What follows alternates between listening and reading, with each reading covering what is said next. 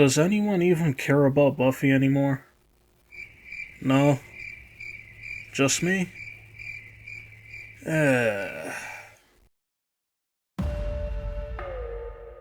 Buffy is the chosen one. She is the Slayer, and she alone can slay the demons and the creepy crawlies of the night in Sunnydale. It's a shit job with no pay and no benefits, but she does it just because. Well, that's not true. She often questions why she has to do it. But if she doesn't do it, who else is? And as the Slayer, she has enhanced strength, speed, durability, reflexes, and a shit ton of leather jackets. I love Buffy the Vampire Slayer. All these years later, and it still lives rent-free in my head.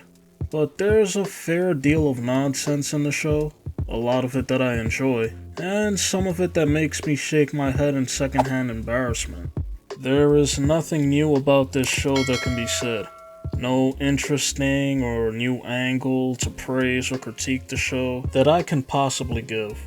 I'm a bit over 2 decades late, but doing that really isn't in my bag, or else I'd probably already have made a 2.5 hour Breaking Bad video being immature and breaking down why Walter did nothing wrong, and then I'd follow that up with another hour-long video discussing why Skylar did nothing wrong. Real quick, so I'm not here all day, when you get introduced to Riley, you see him just as he is, a good through and through Boy Scout who is nice and might possibly give Buffy a healthy relationship, or at least as healthy as a Slayer can have. Then you learn he's one of the highest ranking soldiers of a secret government organization known as the Initiative. The Initiative captures demons and researches them. Riley and Buffy eventually get together, and in my opinion, I thought it was fine. Up to this point, I had no issues whatsoever. Riley wasn't a 200-plus-year-old vampire. God, what was that episode where we went through Angel's flashbacks and we end up finding out that he saw Buffy when she was, 15 years old? Yeah, man, I'm not gonna shit on age differences, even though this is insane. But a lot of people's grandmothers and grandfathers have age gaps of 10 to 15 years. So it's not too insane in those situations. But for a fucking 210-year-old vampire to get with I'm not gonna get into it. This shit flew back in the day and no one was supposed to question it. Yeah, I know. Immortal beings need love too, I guess.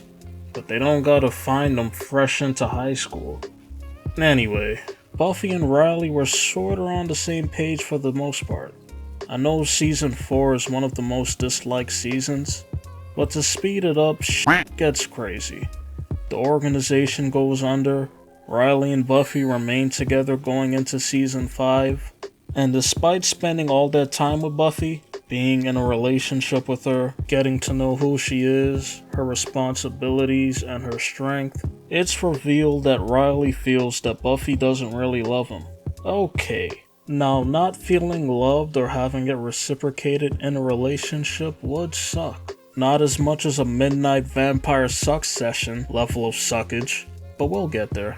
To shoot my girl some bail, Buffy was going through a rough time, dealing with the stress and scare of her mother's condition, and having a fake sister spawn into her life, and throwing even greater responsibility on her lap. Those things would have anybody not in the mood for anything. I think it really started to sink into Riley's head that he wasn't good enough for Buffy after learning about Angel, a vampire who Buffy was in a relationship before her freshman year in college. That right there opened tree branches of insecurity within him. Riley wasn't a vampire like Angel, he wasn't as strong as him. He couldn't realistically hang with Buffy out in the field, especially after losing his super soldier enhanced strength from the drugs he was getting from the Initiative. Buffy wasn't letting him in anymore, and it didn't help that there were vampires like Dracula and Spike who had the hots for Buffy. What are you doing here? 5 words or less. Out for a walk. Bitch. Like, bro, leave my girl the f*** alone. Don't worry, I got you, Riley. Nah, not really. These insecurities grew to the point where this man needed to know what was so special about vampires, given Buffy's prior relationship with Angel, and the power Dracula had over her for that one episode. Riley fell so deep into the pit of insecurity that he needed to test the waters for himself. He needed to see what them vampire teeth were hitting for, and boy were they hitting. Man willingly became a vampire's Capri Sun that delivered itself straight through their front door. Before I move on, let me say that the vampires in this suck home seem to have a good thing going on. They get warm blood from a living person without needing to kill them, and I guess the customer gets a rush out of it. Also, it does seem safer for them to feed like this, rather than leaving a trail of bodies for Buffy to be on their asses and turn them into dust traveling in the wind. I will say, I don't know how losing blood can become addicting, but aight, do you, Riley, do you. Honestly, I didn't intend for this to be a relationship video. God knows there's more than enough of that shit going around online. I only wanted to clown this whole situation because this seemed extreme in a wacky way, but since we're here, if Riley never got the invite to leave and go demon hunting with the boys, how much longer would he have stayed in a relationship that he didn't feel valued in? Especially if he never got caught. I've definitely felt insecure in a relationship before, so I'm not gonna lie and say that I wouldn't be insecure seeing my girlfriend ragdoll a group of superhuman vampires solo while I struggle to dust one or two of them, and also knowing that I can't protect her as much as I'd like. I mean, she's a Slayer, she can protect herself just fine. My main issue with this whole Riley thing is holding on to his insecurity, letting it fester, and still remaining in a relationship if it was bothering him so much. Fine. Tell me about your whores. Oh, bitch, all these rooms! You see, the main difference between me and Riley is that I'm pussy. I would not be leaving my warm-ass bed with my girl right beside me to go leave in the middle of the night to get some sucky from vampires who could easily kill me. Don't get me wrong, I like a nice firm bite, preferably on the neck under the right conditions, but with an actual vampire? Nah man, Riley is mental for that. I couldn't really even defend his actions even if I wanted to troll.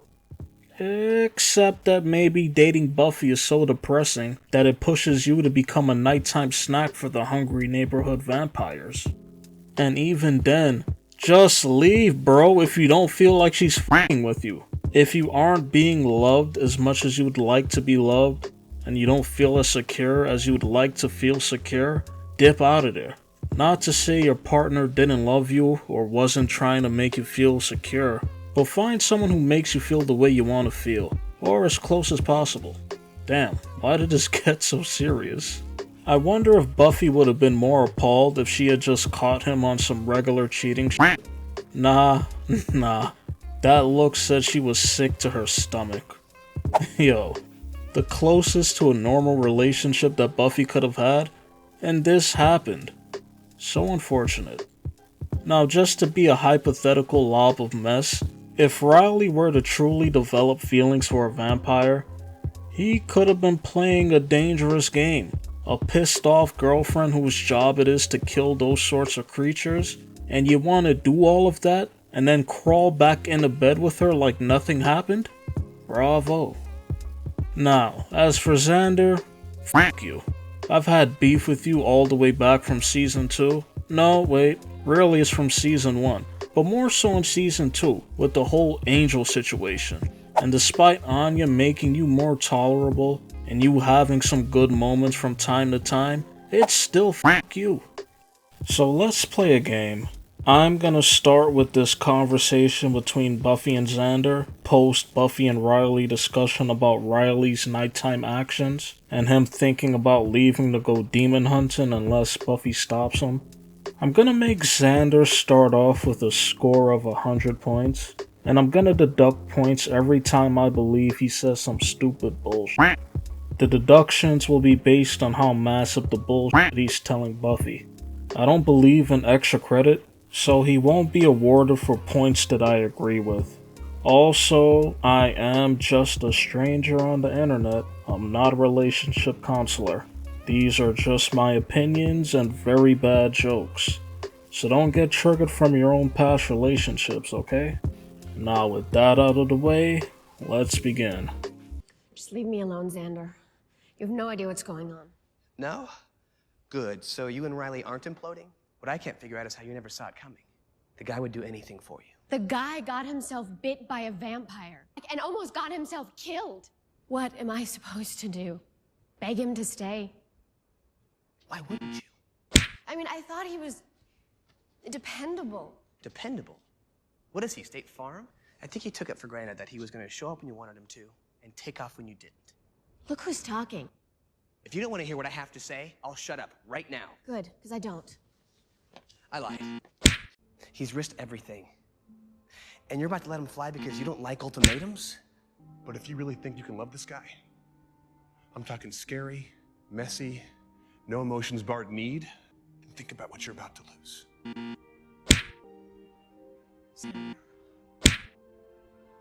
Run. That shit is a two-pack of ass. You thought you really cooked here, didn't you, Xander? Yeah, let me gaslight one of my best friends into chasing after a relationship that should have already been dissolved, just because I can't help myself from injecting myself into a situation that doesn't involve me. Xander, if you don't fuck all the way off, you really had Buffy believing that apologizing and telling Riley to stay so that they could work things out would have been the magical f***ing band-aid to make everything nice and smooth? Bro, if you don't stop with this fairy tale squirrel shit, you really tried it. And no, I'm not saying that friends shouldn't be able to call other friends out on their bullshit. They should. I'm just saying that Xander shouldn't because I'm biased against him. Hey, at least I admitted it. So this is post-editing me here, and boy, what are the odds that the day after recording my script that the news would break out about a Buffy revival series? I'm gonna take credit for this. Okay, no, I'm not. Honestly, I don't even know how to feel about this besides a bit of curiosity. I feel like I've mentioned Buffy in at least half of my videos up to this point. I'm not gonna say too much, but I'm gonna keep an open mind about this, even though these things usually never end well. So whether it's good, bad, or Xander-esque, I will be there. And on some real shit, you really deserve better, Riley. At least the version of you before you got sucked off by vampires to feel something. Yeah. You sick little fuck.